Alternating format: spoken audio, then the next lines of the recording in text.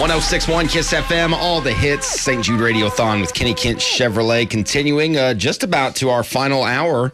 Ryan O'Brien back in the studio hanging out with Melissa Awesome. And Melissa, we've got some very special guests here in the studio with us. Some people who have experienced what St. Jude is all about, which on one hand is unfortunate because that means they had a child who dealt with cancer, but also fortunate that they were able to see what St. Jude can do up close and firsthand. And that is Andy and Tammy Featherstone are here. Hi, how are you guys this evening? Okay. Fine. They are the parents of a name that may be a little bit more familiar to people, and that is Sam Featherstone, who was, I should say, a patient of St. Jude. And Sam, unfortunately, lost his battle with medulloblastoma.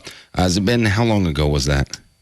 January 2nd, 2013. Okay, so it's been a little over a year since Sam went. Now, for people that maybe aren't familiar with Sam's story, when was he first diagnosed or what led to the discovery? And either one of you that wants to take this, go right ahead.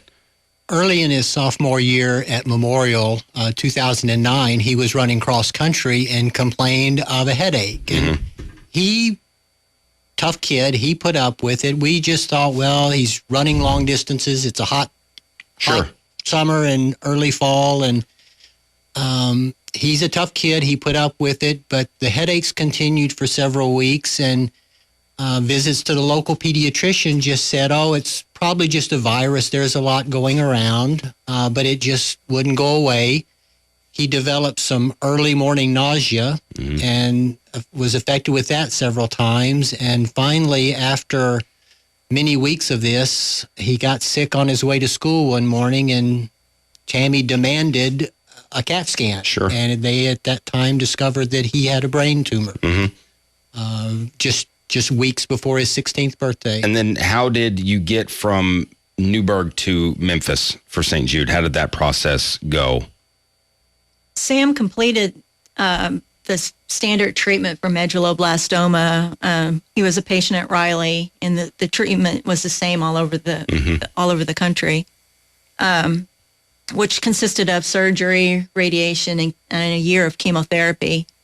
And he finished his chemo in December of 2010, and at that point, he was supposed to just return every 3 months for an MRI to make sure that everything was okay. On the second of those quarterly MRIs, we found out it was back in multiple spots in his brain and his spine. And at that point, we were told he was going to die. Right. Because there's no effective treatment for relapsed medulloblastoma. But the doctors at Riley knew of a clinical trial that was taking place at St. Jude, and that's how we ended up. And then they St. Jude. referred you down there, and we've talked about it. This is now our third year doing this radiothon, and one of the more amazing things about St. Jude, the list is just infinitely long, obviously, but the fact that the families don't pay for any of the services that St. Jude provides. Basically, tell us a little bit about you get to St. Jude. Obviously, you guys have to take some time off work, and there's some concerns there. But you get to St. Jude, and then you're told, we've got it from here. How relieving is that, if that's the right word to use, is that for a family going through what you guys went through? It was a big relief. When we first got there, of course, the first thing that we did was meet with medical personnel, doctors and nurses, and vital signs, and setting up all of the medical appointments. But then we went to the patient services, and we met with a remarkable lady who said, hi, I'm Linda. I'm here to take care of everything non-medical, housing, food, transportation, anything that you need, so that all your family has to worry about and spend your energy on is getting well and recovering. It was a tremendous relief, and especially for families who have to travel from outside of the Memphis area. Sure. Transportation and housing, and times when Sam and Tammy were down in Memphis for months at a time where, because of my work, I couldn't be there. Such a relief as a dad to know that they're safe, they're comfortable, they're in first-class housing, and everything is being taken care of. Now, were you Target House? Yes. Yeah, Target House, for those that don't know, is They've got a variety of different housing for the families down there. There's the Memphis Grizzlies house, which is more of a short term, a few days to a week or so. That is on the campus at St. Jude. And then there's the Target house, which is more, is it up to 6 months at Target house? Is that I don't remember off the top of my head, but it's a few weeks to up to a few months, and you guys got the ability to stay there. And it's basically apartments, essentially is what it is, if I'm not mistaken. Obviously, you guys get through your treatment. Sam comes home. We know, unfortunately, the end result that he lost that battle a little over a year ago. But what Sam has been able to do, even before his passing a year or so ago, the impact he's had on this community with the Sam Strong movement that has now started. Let's talk a little bit about that.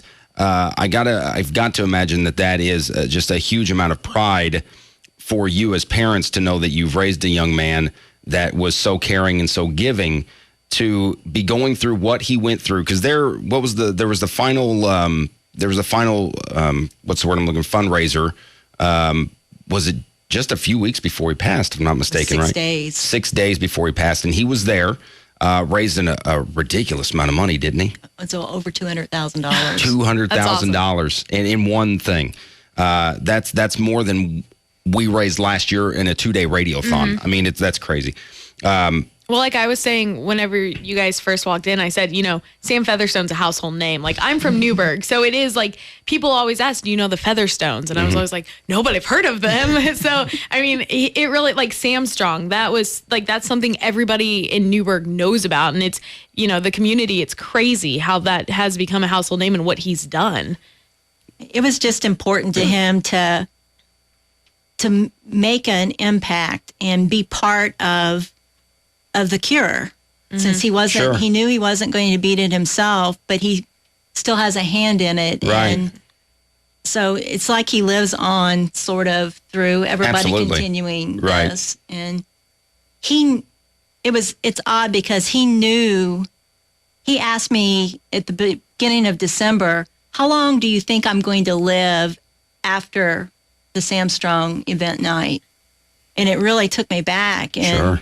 And I'm like, I don't know, Sam. There's no way I can answer that. And he said, I hope it's not long. And Really? Yeah, he was very, very ready. Really? And he said he wasn't afraid of dying. Sure. But in some ways, it made me feel good. It was like, okay, at least I know he's going to live until the 27th Absolutely. of December. But then after that, he really It just went downhill quickly. quick. What is it like now that has taken place, and yet here we are still discussing Sam Strong and his, let's say, legacy, I guess is probably the best word to put it. And still the cause is fresh on people's minds. His name is out there. To you as his parents, what does that mean to you that's been able to have the staying power that it's had? We're very proud of the community for helping us with that. There have been many Sam Strong events throughout this past year, and these aren't events that Tammy and I have organized and pushed. These are events that Sam's peers, Sure. His friends, his neighbors, his community have done. So they're remembering Sam, and they are remembering the importance of his mission in preventing other children from having to go through what he went through, and everything that the community is doing to support that memory and to continue towards that goal makes us so proud of the community and the people around us. Yeah, well, you had an amazing son, and he certainly has left his mark on this community and is continuing even after his passing a little over a year ago to continue on a great cause in helping St. Jude Children's Research Hospital, where he spent a little bit of time. I would love to sit and we could talk all day long. We really could. Andy and Tammy Featherstone, I know I'm sure this is difficult to come and talk about year after year, but we do appreciate the time. We really do.